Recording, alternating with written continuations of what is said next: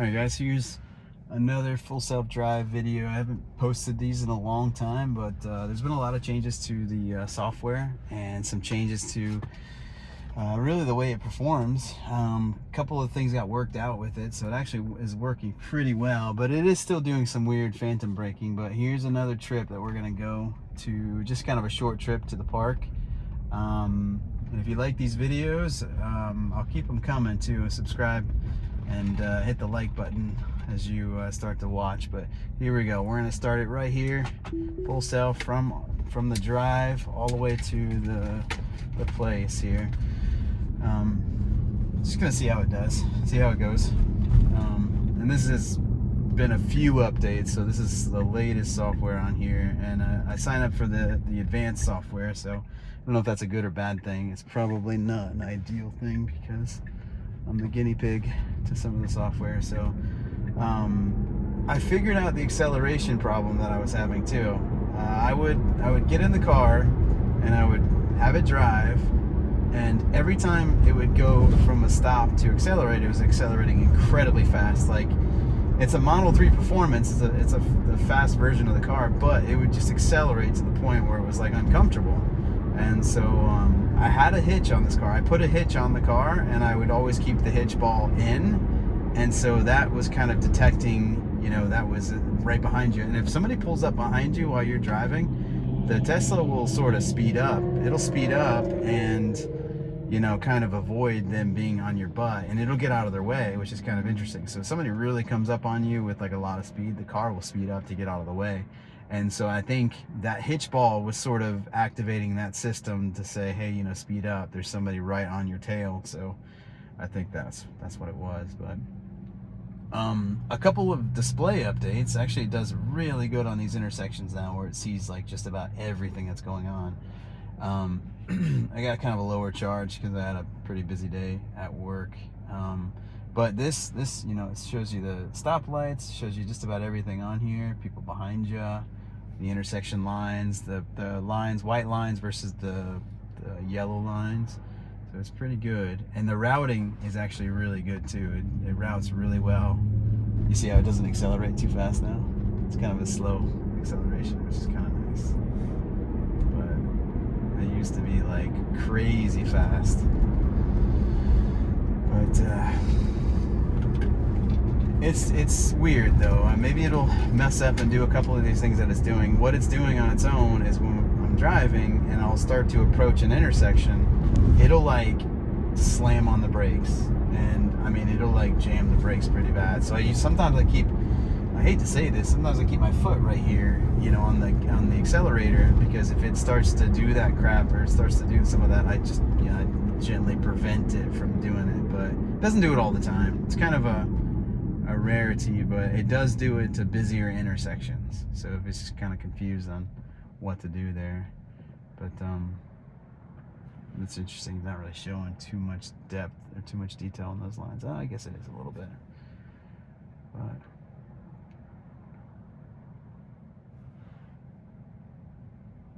and energy usage, that's not new. But this, when it full self drives, it stays high. It stays pretty high in the watt hours per mile. But tire pressure, look at that. There's something to be said about tire pressure, all in the same. 4.4, 4.4, 4.4. That's it.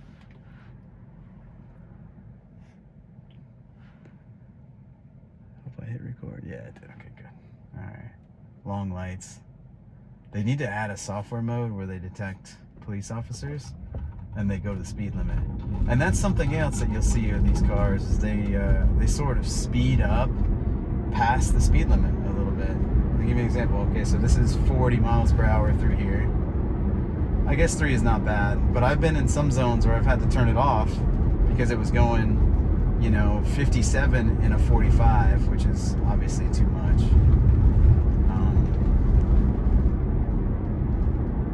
But it does have, and so I see right here, I don't know, maybe somebody can tell me in the comments, how do I adjust that? How do I adjust where it says auto and max? That's the speed limit. With autopilot, you can adjust that to say 40, or you want to go 45, that's fine. But with this one, I can't get it to say anything other than max, auto, and then max, and then it doesn't let you click on it. I can't really find out anywhere in the settings or the software where you can do anything different there. So I just don't know, to be honest. But this intersection, sometimes it does act a little funny. So when you see it come up on this one, it might, I don't know what it's going to do. We'll see. But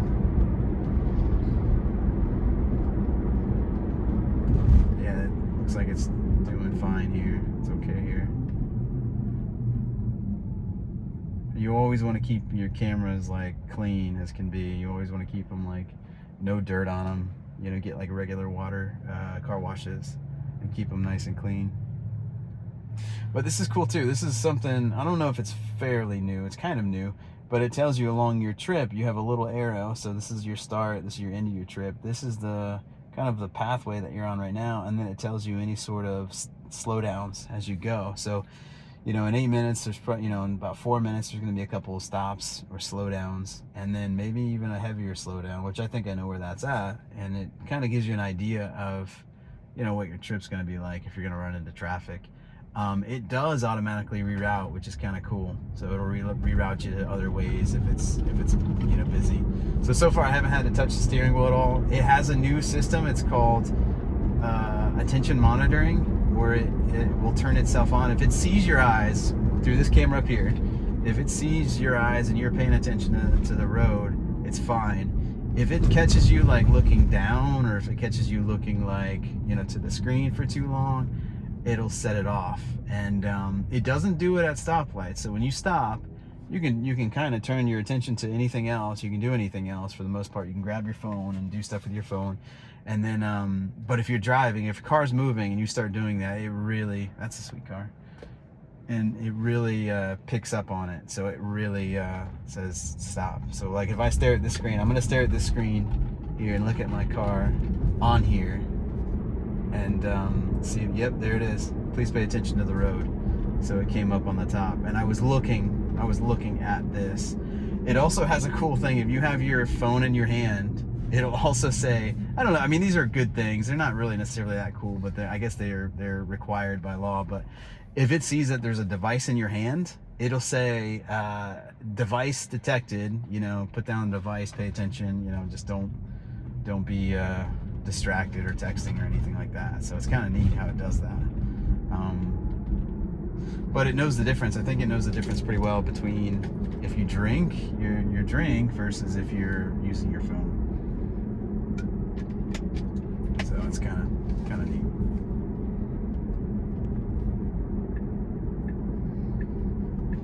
There we go.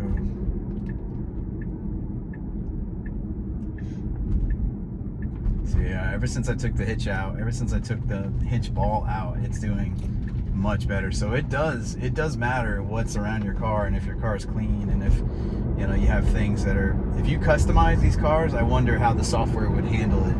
You know, if you customize, you know, you lower it, or if you know, put a different tire on it, or if you do something, you know, put some sort of spoiler on it, I bet it does have an effect on the full self-driving software. So it's really like specific. You really want to be careful with that kind of stuff. This car is mostly stock. The only thing I have different on it is I have a little bit bigger tires in the back and a little bit bigger tires in the front. And so it comes with 235s as far as the width, and 235, 35, 21. Anyway, I put 275s on the back, so a little bit wider on the back and thicker, a little bit thicker. And then I put 255s on the front, and it's perfect. I mean, it rides good. These are the upgraded chrome rims, which I really, or not the chrome, or the upgraded, whatever they are, the Model 3 performance rims, which I really wish I had the standard ones, because I think the ride quality would be a lot better with the standard tire. This one does ride kind of rough, and if you hit a pothole, you will absolutely like ruin a rim or bust your tire. It's not good. So just be careful. But if you have the standard one, the Model 3 or the Model 3 dual motor, if you have that version of it, they have much bigger sidewalls on the tires, which is good. So there's going to be some construction you're going to see coming up here. This is one of our slowdowns. I think it's going to go straight. Yeah, it's just going to go straight here. So there's going to be a little bit of construction here, and then at the very end of this street there's going to be some construction. So we'll see what it does, see how it handles it. What they have done down towards the next bridge is they have taken the turning lane, so that little turning lane that's over there, they've taken that, kind of coned it off, and you have to come up and then make a right turn. So you don't get in a turn lane anymore. You have to go up and then turn right where it should necessarily go straight. So let's see how it does that, how it handles that. Usually does pretty well. It's no problem.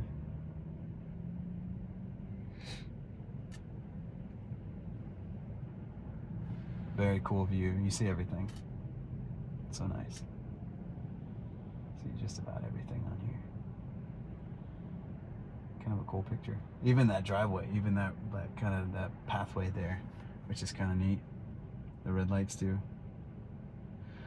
You know, one of the things that I think this is really helpful with is if you're driving, even, I mean, obviously you're paying attention when you're driving here, but when you are driving, it does pick up things that you may miss. And that right there is like two people driving. It's like one person, you know, focusing on driving, and the other person kind of focusing on protecting the driver and watching the driver. So, you know, sometimes at nighttime too, it's hard to see people. You know, you may have somebody that, you know, is on the side of the road and you may not see them. And it's like, it's very good at seeing those things.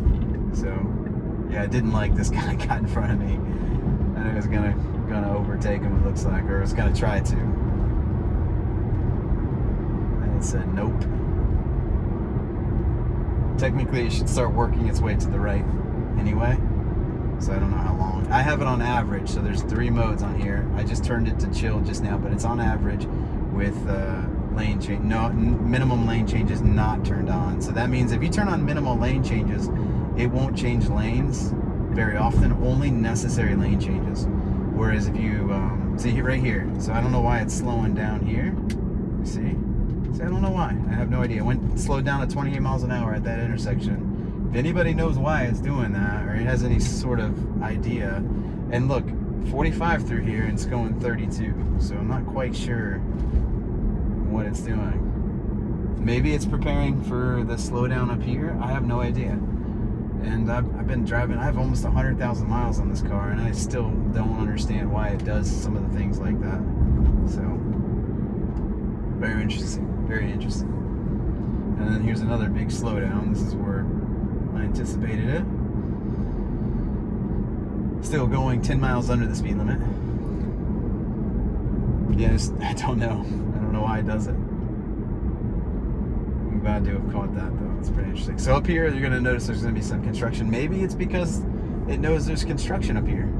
So up here, you know, this right lane, you have to kind of pretty much go straight and then turn right from the middle lane. And they have stuff barricaded off here, as you can see. Maybe that's part of it. Maybe it knows. Maybe they have like some sort of program that it can detect this, and you know, if it detects orange on the right side for so much, then it sends a notification to Tesla, and they say, oh, it's a construction zone, go slow. See, this is that stuff I'm talking about. Actually, they've redone this a little bit too, so it's kind of a weird cone setup, but it does fine. Did pretty good. And then it ends up here, and we can get over to the right lane, which is where we're headed to. So far, not bad.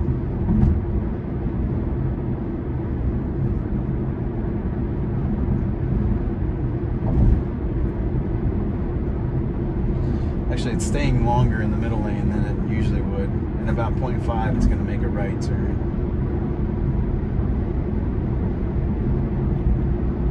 Catches the people on the side of the road there too.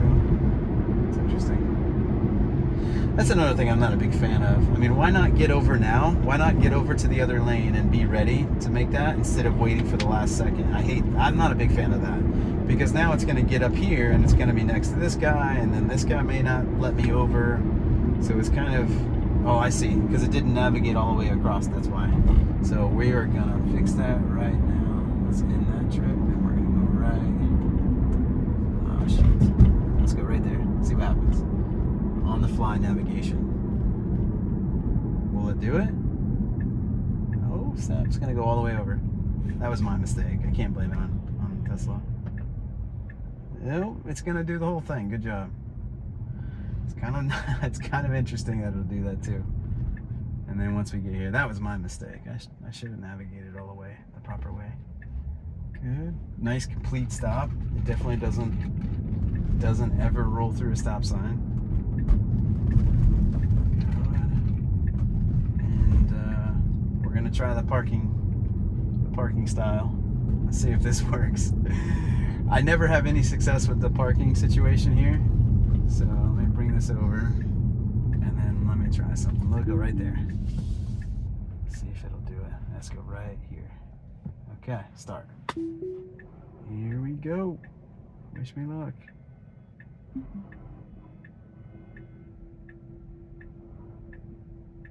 It's going. It's doing it. Oh, it's gonna go forward again? It's really struggling. Like I would have had this spot already done. It's really struggling, but it wants to be, I guess, completely centered. And does it go too far back? Does it hit the curb? See, I would have stopped. That's too far. I would definitely stop before that. See that, guys? That's the problem. It should stop right here, right? There's the curb. You don't want to run into that and cause a problem. So I would have actually stopped like this. I mean, I know it's not a huge deal, and most people sometimes run and hit the curb, but at the same time, it's like I don't want to, damage anything on a regular basis. But all right, that's it. Another successful trip. Thanks, guys. Later.